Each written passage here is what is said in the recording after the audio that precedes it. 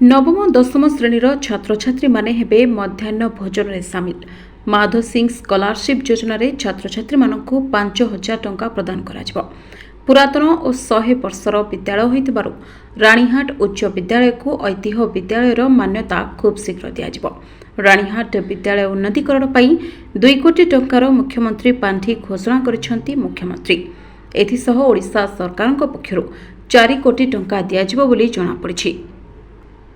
तेबे पूर्वरु केवल प्रथमरु अष्टम श्रेणी पर्यंत छात्र छात्री माने मध्याह्न भोजन रे सामिल होइथिले।